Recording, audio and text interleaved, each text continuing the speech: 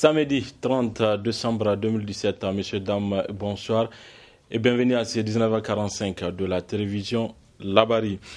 19h45 que nous débutons avec ces communiqués de presse du front de l'opposition indépendante foi dans le but de réitérer notre farouche opposition à la loi de finances 2018 ainsi qu'aux pratiques de mauvaise gouvernance du régime en place, caractérisées entre autres par la dégradation sans cesse croissante des conditions de vie et de travail des Nigériens, la corruption endémique, les violations répétées de la loi et des libertés fondamentales. Le front de l'opposition politique invite toutes ces militantes, ces militants, sympathisantes et sympathisants, ainsi que l'ensemble des populations à sortir massivement le 31 décembre 2017 à partir de 8h pour faire corps avec les militantes et militants du FRDDR et soutenir la marche suivie de meeting qu'organise ce front. Fait à Niamey le 29 décembre 2017, la présidente Madame Bayer. Cela dit, cérémonie cet après-midi au ministère de la Communication de remise d'un lot de matériel TNT au réseau des radios et télévisions indépendantes du Niger et à l'ORTN. Cela permettra au Niger de migrer en janvier 2018 vers le numérique. Détail avec la rédaction Labari. La migration de l'analogique vers le numérique est en phase de se concrétiser au Niger. En témoigne cette cérémonie de remise officielle d'équipements TNT au réseau des radios et télévisions indépendantes du Niger et à l'Office des radios et télévisions du Niger. Il sera procédé à la remise d'un lot de matériel de production et de diffusion, respectivement à l'ORTN et au secteur privé de l'audiovisuel. Ce lot de matériel est ainsi composé: un quart DSNG, 15 caméras ENG, 18 tables de montage, un groupe électrogène de 165 kVA, 3 paires de faisceaux mobiles, 17 paires de faisceaux fixes, 4 studios radio. Au sujet des studios radio, il est prévu leur réception officielle dès le mois de janvier 2018. Au cours de ce même mois de janvier, interviendront également sur Télé Sahel et Tal TV les premiers essais de diffusion via le multiplex. Cette phase des premiers essais sur les médias publics sera aussitôt suivie des premières diffusions en numérique sur les groupes de radio et télévision privés, avec l'installation des faisceaux numériques sur les pylônes de ces groupes de médias qui feront incessamment l'objet d'un état des lieux, sur lequel d'ailleurs le réseau des radios et télévisions indépendantes du Niger, RTIN, a d'ores et déjà marqué son accord par écrit. Présent à cette cérémonie, les représentants de la RTIN et de l'ORTN se disent prêts à amorcer cette phase tant attendue au Niger au vu de ses multiples avantages. Aujourd'hui, les télévisions privées et publiques viennent de recevoir le matériel de production et de diffusion. Et pour aller un peu dans le détail, la TNT, c'est la production, c'est la diffusion et aussi le contenu. Donc pour réaliser les émissions, il nous faut des caméras, il nous faut des tables de montage. Donc ce qui veut dire que cette cérémonie d'aujourd'hui, elle est extrêmement importante pour nos chaînes de télévision. C'est un sentiment de joie extrême. Ça, c'est sans vous le mentir, vraiment, nous sommes très émus parce qu'on ne s'attendait pas à ça dans l'immédiat. Et aujourd'hui, on nous a appelés pour nous dire que la TNT sera prête bientôt. Et pour cause, nous dépendons uniquement de cette TNT puisque nous n'avons pas la capacité d'arroser tout le Niger. Mais grâce à la TNT, nous remercions d'abord le gouvernement de la République du Niger qui a osé. Et aujourd'hui, c'est une réalité. Rendez-vous est donc pris en janvier 2018 pour les premiers essais TNT au Niger. À l'instar de la communauté internationale, le Niger s'apprête à rentrer de plein pied dans l'année 2018. Une transition le plus souvent marquée par des accidents mortels, notamment à Niamey, la capitale, où l'on sollicite le plus les services du SAMU. Le résumé avec Adam Soumana et Nasser Seydou. Niamey, la capitale nigérienne, se révèle être une ville où les accidents de la route sont quotidiennement très fréquents et surtout à l'approche ou du moins la veille des fêtes. Une situation conduisant à une forte sollicitation du service d'aide médicale d'urgence de SAMU qui prend par conséquent les mesures qui s'imposent. En dehors même des périodes de fête, la ville de Niamey est malheureusement caractérisée par le nombre très élevé d'accidents de la route. Nous enregistrons chaque fois, tous les jours en tout cas, une bonne vingtaine d'accidents de la route au niveau de la ville de Niamey. Comme chaque année, en effet, à l'approche des fêtes ou même pendant les fêtes, on assiste à un accroissement des cas d'accidents. Mais il n'y a pas que ça, il n'y a pas que les accidents de la circulation. Nous assistons à beaucoup d'accidents domestiques, notamment, à l'année passée, on a assisté à quelques cas de brûlures ou de diverses lésions dues au pétard. Cette recrudescence des accidents s'explique le plus souvent par les facteurs humains, la route et les véhicules. Alors, pendant les fêtes, l'élément nouveau, c'est que le facteur humain est plus en cause parce qu'on assiste surtout du côté des jeunes, deux fois à la prise de substances nocives comme l'alcool, comme les drogues. On peut bel et bien faire la fête sans prendre de risques, sans pour autant mettre en danger sa propre vie et la vie d'autrui également. Donc c'est l'appel à la prudence, l'appel aux jeunes de ne pas accepter d'être conduits par quelqu'un, par exemple, qui a bu, et de s'organiser pour que dans un groupe, celui qui conduit, par exemple, soit celui qui ne boit pas. C'est une mesure simple.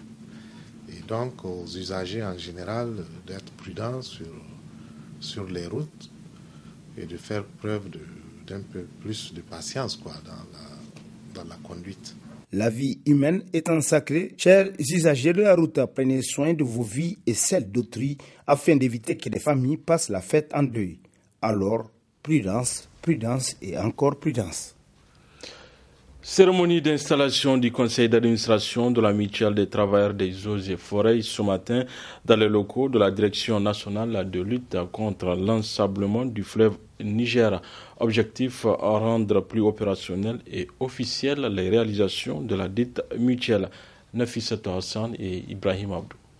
Cette cérémonie marque l'ouverture de la première session ordinaire du conseil d'administration de la mutuelle des travailleurs des eaux et forêts, MUTEF. Un conseil installé pour rendre plus officielles les activités et réalisations de la dite mutuelle.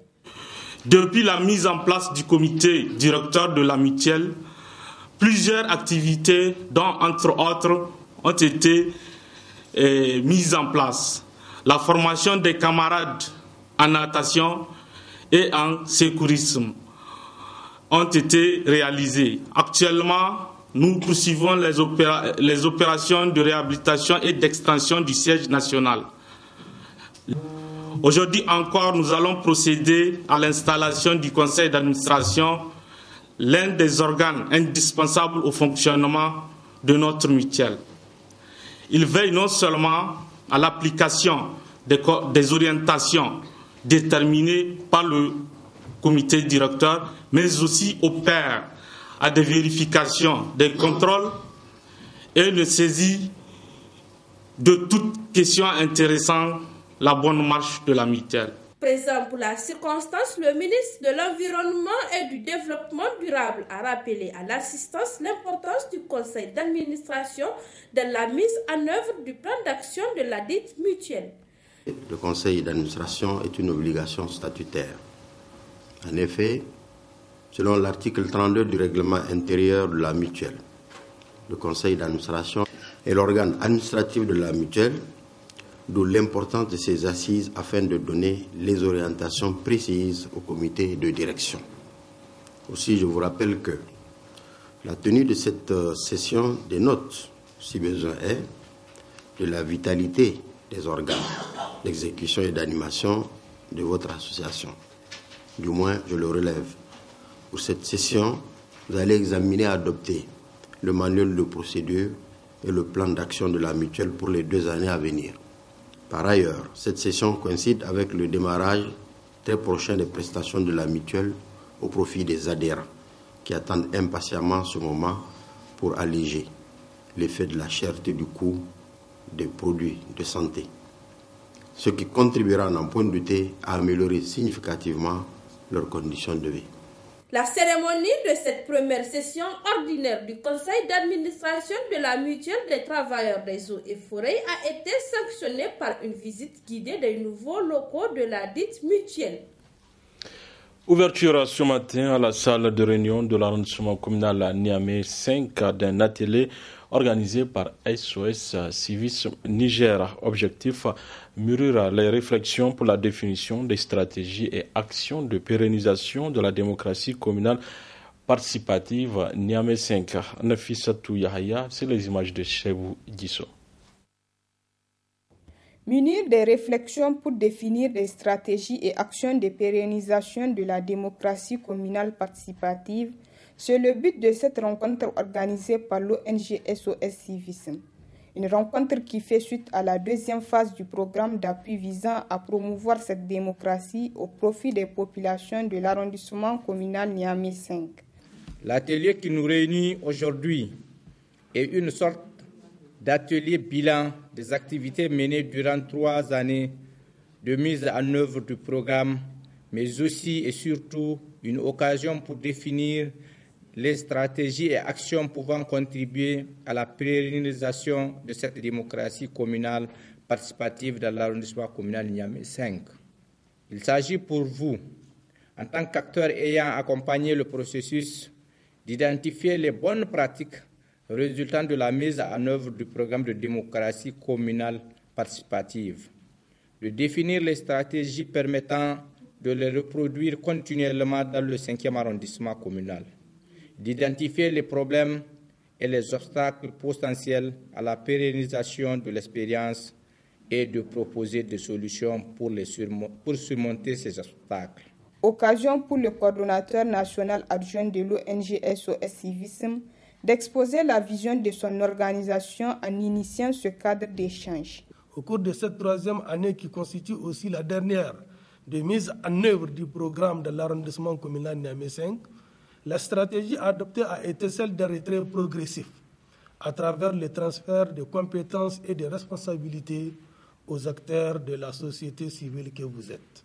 En initiant cet atelier, l'ONG SOS Civisme Niger entend pour un souci de durabilité s'assurer que les acteurs locaux que vous êtes parviennent à maintenir le dialogue et la concertation à la fin du programme, que les mécanismes de transparence et de redevabilité dans la gestion de la commune fonctionnent et que les conseils consultatifs servent de mécanismes permanents pour analyser les problèmes des communautés locales et pour l'exécution d'actions volontaires pour y remédier. Notre souhait serait que les conclusions ici de cet atelier constituent un tableau de bord pour les parties prenantes locales afin de pérenniser les acquis de l'expérience menée par SOS Civisme Niger à Niamey 5. Il faut noter que cet atelier qui durera 2 jours a bénéficié de l'appui du Comité catholique contre la faim et pour le développement CCFD et l'ambassade de la France au Niger. Opération de salubrité ce samedi au cimetière musulman de Yantala. Elle est organisée par le parti PNPD à Kalkassa dans le cadre de la célébration du 2e anniversaire de sa création. Le président du parti et les autres membres du bureau exécutif et plusieurs autres militants étaient au cimetière ce matin pour balayer cette maison commune. Nous rapporte Hassan Saleh Mustafa et Sadou Doumi dans ces reportages. Le Parti nigérien pour la paix et le développement PNDP à Kalkassa a déjà 2 ans d'existence. Pour célébrer ces 2 années de sa création, ce parti a jugé utile de mener des activités sociales, notamment l'opération de salubrité au cimetière musulman de Yantala et un don à la morgue de l'hôpital national. Une façon pour ce jeune parti d'innover dans la célébration des anniversaires des partis politiques au Niger. Ce qui a motivé en fait notre mobilisation pour défricher et balayer l'enceinte du cimetière. Yantala aujourd'hui, c'est notre résolution en fait à révolutionner la politique nigérienne, que jusqu'à preuve du contraire, se réduit seulement à l'achat de conscience pendant les périodes électorales, à l'injustice, à la mauvaise gestion. Donc c'est pourquoi nous avons dit que nous allons entreprendre plus d'actions que de paroles. C'est pourquoi aujourd'hui nous avons jugé utile de venir ici au cimetière d'Antala et de balayer ce cimetière. Inch'Allah, nous allons le faire. Et nous avons demandé à tous nos sympathisants et sympathisantes, à tous nos militants, de toutes les coordinations en fait, de faire pareil dans leurs localités respectives. Donc c'est pourquoi aujourd'hui nous sommes là au cimetière d'Antala. Et effectivement, nous avons eu à faire un don.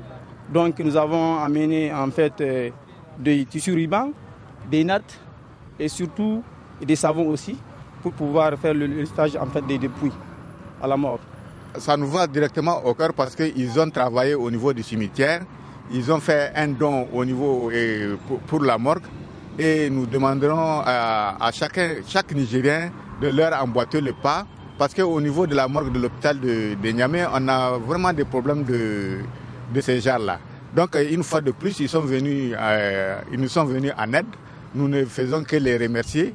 Et le matériel qu'ils viennent de donner pour la morgue de l'hôpital de Niamey, nous allons les mettre à la disposition des nécessités. À travers cette célébration, le PNDP à Kalkassa compte apporter sa contribution à la préservation de l'environnement et du cadre de vie. Ce jeune parti entend aussi se battre en faveur de la défense des acquis démocratiques. Voilà, messieurs, dames, c'est tout pour ces 19h45 de la télévision Labari. Merci à vous de l'avoir suivi. Au revoir.